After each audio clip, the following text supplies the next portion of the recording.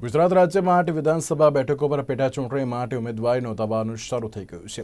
આ ચૂંટણીમાં મોરબી બેઠક માટે શિક્ષિત બેરોજગારોએ 100થી વધુ ફોર્મ ઉપાડ્યા છે। તેની સાથે યુવા શિક્ષિત બેરોજગાર સમિતિ દ્વારા 124 ફોર્મ ભરવામાં આવનાર છે, તેમજ 48 અન્ય ફોર્મ ઓનલાઈન ભરવામાં આવશે।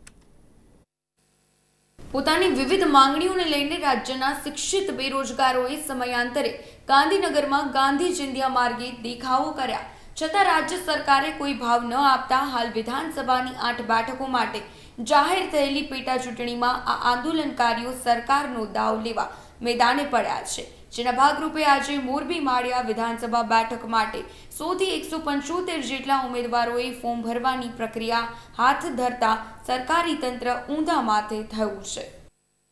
અમે ઘણા ટાઈમથી અમે ઘણા બધા આંદોલન કર્યા છે, અત્યારે ઉપવાસ ઉપર છીએ। અમે બધા શિક્ષિત બેરોજગાર યુવાનો છીએ ને ખાસ કરી મારો જે મુદ્દો છે ટાટનો, એ માધ્યમિક ગ્રાન્ટેડની જે જગ્યાઓ છે ઘણા સમયથી એના ફોર્મ ભરવાની પ્રક્રિયા છે સાવ બંધ થઈ ગઈ છે। અમે ટાટના જેટલા ઉમેદવારો છીએ ટેટ ટાટના એ તાત્કાલિક એક જ માંગ કરીએ છીએ કે તાત્કાલિક અમારા ગ્રાન્ટેડના ફોર્મ ભરાય અને અમને બધાને નિમણૂક આપવામાં આવે, નકર અમે તમામ જે વિધાનસભાની જે પેટા ચૂંટણી છે તમામ જગ્યાએ અમે લડશું। જ્યાં સુધી અમને ન્યાય નહીં મળે ત્યાં સુધી અમે આ બંધારણના હક પ્રમાણે અમે અન્યાય સામે અમે લડશું અને અમે આમાં જીત મેળવશું। યુવા શિક્ષિત બેરોજગાર સમિતિ સાથે જોડાયેલા આંદોલનકારી દિનેશ બાંભણિયાએ ચીમકી ઉચ્ચારી છે કે માત્ર આ વિધાનસભા પેટા ચૂંટણી જ નહીં પણ રાજ્યના શિક્ષિત બેરોજગારોના પ્રશ્નોનો જ્યાં સુધી નિકાલ નહીં આવે ત્યાં સુધી તમામ ચૂંટણીઓમાં ઉમેદવારી નોંધાવવામાં આવશે। અમારો એક જ મકસદ છે કે ભારતીય જનતા પાર્ટીની સરકારે વિદ્યાર્થીઓ સાથે છેલ્લા 5 વર્ષમાં કરેલા દ્રોહ, અન્યાય અને અમને દબાવવાના જે પ્રયાસો થયા છે તેને પ્રજા સમક્ષ અમે લઈ જઈશું અને પ્રજાને અમે જાણ કરીશું કે અમારી સાથે શું શું થઈ રહ્યું છે। ગુજરાતમાં બીજા વિદ્યાર્થીઓ ઘણા બધા અભ્યાસ કરી રહ્યા છે, મા બાપ પરિવારો રાહ જોઈને બેઠા છે, એ લોકોને પણ ખ્યાલ આવે કે સરકારનું તંત્ર કઈ રીતે કામ કરી રહ્યું છે। અમારી લડત કાયમી ચાલુ રહેશે। આ તો વિધાનસભાની ચૂંટણી ખાલી ટ્રેલર છે, જિલ્લા પંચાયત તાલુકા પંચાયત આવશે અને પછી બીજી 22 આવશે કે એના પછીની 24 આવશે। વિદ્યાર્થીઓનો પ્રશ્ન નહીં પતે ત્યાં સુધી આ લડત ચાલુ રહેશે। વિવિધ સ્પર્ધાત્મક પરીક્ષાઓમાં પાસ થયેલા 100 જેટલા શિક્ષિત બેરોજગારોએ આજે સવારે 11 વાગ્યે જ ખુલતી કચેરીએ ફોર્મ ઉપાડ્યા હતા। બપોરે 1 વાગ્યા સુધી હજી આ પ્રક્રિયા ચાલુ રહેશે।